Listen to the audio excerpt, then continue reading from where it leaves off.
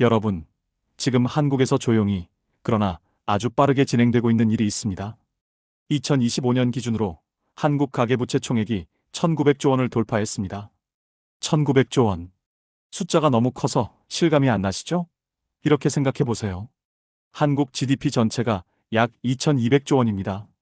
그러니까 국민 전체가 1년 동안 벌어들이는 돈의 거의 90%에 해당하는 빚이 가계에 쌓여 있다는 겁니다. 그런데 더 무서운 건 따로 있습니다. 이 빚을 갚을 능력이 지금 서서히 무너지고 있다는 거예요. 도대체 어디서부터 어긋난 걸까요? 지금부터 그 실마리를 하나씩 풀어드리겠습니다. 먼저 이 숫자를 보십시오. 2024년 4분기 기준 전국 소매 판매액은 전년 대비 2.1% 감소했습니다. 소매 판매, 그러니까 사람들이 가게에서 물건을 사는 양이 줄었다는 뜻입니다. 코로나 시기도 아니고 외환위기도 아닙니다. 그냥 평범한 일상 속에서 사람들이 지갑을 닫고 있는 겁니다. 편의점 매출 증가율은 둔화되고 있고 백화점 명품관만 겨우 버티고 있는 구조입니다. 서울 명동의 공실률은 2023년 기준 약 14%까지 치솟았습니다. 불과 34년 전만 해도 1%대였던 곳이요. 그렇다면 이 돈들은 다 어디로 간 걸까요? 단서를 하나씩 추적해 보겠습니다. 첫 번째 단서는 가계의 이자 부담입니다. 2022년부터 한국은행이 기준금리를 빠르게 올렸습니다. 0.5%였던 금리가 3.5%까지 치솟았고 지금은 소폭 내렸지만 여전히 2%대 중반을 유지하고 있습니다. 문제는 한국 가계부채의 약 70%가 변동금리라는 점입니다. 변동금리란 시장금리가 오르면 내 대출 이자도 같이 올라가는 구조를 말합니다. 고정금리처럼 처음에 약속한 이자만 내는 게 아니라 금리가 오를 때마다 이자가 함께 오르는 거죠. 한국은행 자료에 따르면 기준금리 1%포인트 인상 시 가계의 연간 이자 부담은 약 11조 원 증가합니다. 2022년부터 3%포인트 가까이 올랐으니 단순 계산으로 연간 30조 원 이상의 추가 이자가 국민 지갑에서 빠져나간 겁니다. 이 돈이 소비로 갈 수 없다는 건 너무도 당연한 이야기입니다. 두 번째 단서는 실질임금의 정체입니다. 고용노동부 통계를 보면 2023년 실질임금 상승률은 마이너스였습니다. 물가가 오른 만큼 임금이 따라가지 못했다는 뜻입니다. 실질임금이란 명목 임금에서 물가 상승률을 뺀 진짜 구매력을 말합니다. 월급이 300만 원에서 310만 원으로 올랐어도 물가가 5% 올랐다면 실제로는 구매력이 줄어든 겁니다. 통계청 가계동향 조사를 보면 2023년 하위 20% 가구의 처분 가능 소득은 전년 대비 실질 기준으로 감소했습니다. 처분 가능 소득이란 세금이나 사회보험료를 내고 나서 실제로 쓸 수 있는 돈을 말합니다. 소득은 그대로인데 이자는 올라가고 물가도 올라갔습니다. 그러면 소비가 줄 수밖에 없습니다. 세 번째 단서는 부동산 시장의 경직성입니다. 많은 분들이 놓치고 있는 부분입니다. 한국은 주요국 중에서도 전세라는 독특한 주거 시스템을 갖고 있습니다. 전세란 임차인이 집값의 6,080%에 해당하는 목돈을 집주인에게 맡기고 월세 없이 2년간 거주하는 제도입니다. 이게 지금 폭탄이 되고 있습니다. 역전세란 집값이 떨어져서 전세 보증금이 집값보다 높아지는 상황을 말합니다. 이 경우 집주인이 세입자에게 보증금을 돌려주지 못하는 사태가 벌어집니다. 2023년 한 해 동안 주택도시보증공사 HUG가 대위 변제한 금액, 즉 집주인 대신 세입자에게 보증금을 돌려준 금액이 4조 5천억 원에 달했습니다. 이는 2022년에 무려 3배에 가까운 수치입니다. 여기서 잠깐 핵심 개념 하나를 짚고 가겠습니다. 경제학에서 말하는 유동성 함정이라는 개념입니다. 유동성 함정이란 금리를 아무리 낮춰도 사람들이 돈을 쓰지 않고 움켜쥐는 상황을 말합니다. 미래가 불안하면 사람들은 소비보다 저축을 선택하기 때문입니다. 한국이 지금 이 함정의 입구에 서 있다는 신호들이 포착되고 있습니다. 가계저축률이 올라가고 있고 소비심리지수는 2024년 내내 기준선인 100 아래에서 맴돌았습니다. 이건 단순히 경기 침체가 아니라 구조적인 소비 위축이 시작됐다는 신호입니다. 자, 이제 본격적으로 돈의 흐름을 해부해 보겠습니다. 한 가정의 이야기를 통해 설명드리겠습니다. 경기도에 사는 30대 직장인 김씨 가족입니다. 맞벌이로 월 세후 소득이 합산 700만 원입니다. 여기서 얼마가 실제로 소비로 이어질 수 있을까요? 먼저 주거비입니다. 아파트 담보대출 월 상환액이 약 180만 원. 금리가 오르기 전엔 140만 원이었지만 40만 원이 늘었습니다. 여기서 520만 원이 남습니다. 관리비, 공과금 약 30만 원을 빼면 490만 원. 교육비가 문제입니다. 자녀 학원비 2명 합산 약 150만 원. 나머지 340만 원에서 식비 약 80만 원, 교통비 통신비 약 60만 원을 빼면 200만 원이 남습니다. 여기서 보험료 약 50만 원, 각종 구독 서비스 생활 잡화 40만 원을 빼면 딱 110만 원이 남습니다. 이게 저축이자 비상금이자 여행 자금이자 외식비의 전부입니다. 결국 월 700만 원을 벌어도 여유 소비에 쓸 수 있는 돈은 고작 100만 원 안팎인 겁니다. 이것이 지금 한국 중산층의 현실입니다. 또 다른 유형을 보겠습니다. 서울에서 자취하는 29세 직장인 이 씨입니다. 월급 280만 원, 월세 65만 원을 내고 관리비 공과금 15만 원을 내면 200만 원이 남습니다. 식비 생활용품 60만 원, 교통통신비 25만 원, 보험 적금 45만 원을 빼면 70만 원이 남습니다. 하지만 요즘 같이 커피 한 잔에 6천 원, 점심 한 끼에 만 원이 훌쩍 넘는 시대에 70만 원으로는 사실상 여가 자체가 불가능합니다. 이 씨는 치킨 한 마리를 시키기 전에 2번 생각하게 됐다고 합니다. 이건 개인의 절약 의지가 아닙니다. 구조적으로 소비할 여력이 없어진 겁니다. 그렇다면 이 위기는 얼마나 심각한 걸까요? 해외와 비교해 보겠습니다. 먼저 가계부채 비율을 보면 한국의 GDP 대비 가계부채 비율은 약 100%로 OECD 주요국 중 최상위권입니다.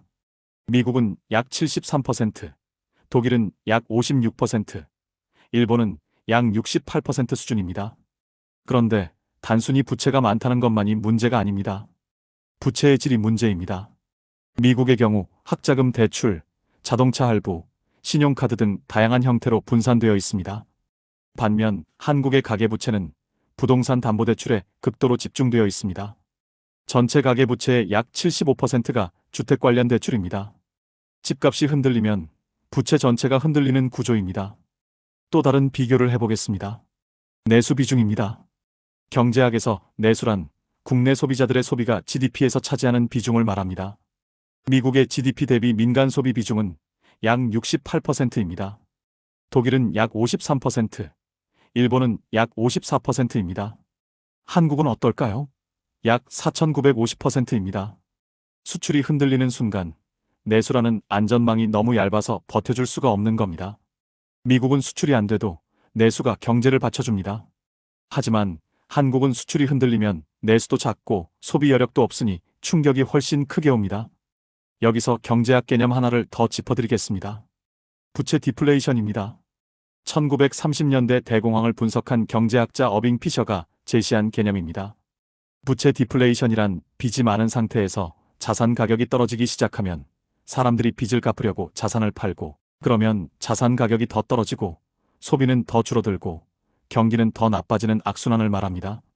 이게 대공황 때 미국에서 일어난 일이고 1990년대 일본에서도 비슷한 방식으로 전개됐습니다. 일본의 잃어버린 30년을 기억하시나요? 부동산 버블이 꺼지면서 가계가 소비 대신 부채 상환에 집중했고 그 결과 30년간 경제가 정체됐습니다.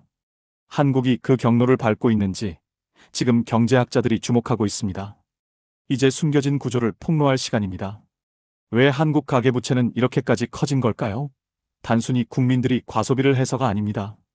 구조적인 이유가 있습니다. 첫 번째는 주거 비용의 과부담입니다. 서울 아파트 중위 가격은 2024년 기준 약 9억 원입니다. 연봉 5천만 원인 직장인이 한 푼도 안 쓰고 저축하면 18년이 걸립니다. 현실적으로는 40년이 넘게 걸립니다. 이 상황에서 집을 사려면 대출 말고는 방법이 없습니다. 정부가 대출 규제를 완화할 때마다 대출이 늘어나는 건 필연입니다. 두 번째 구조적 문제는 과도한 교육비입니다.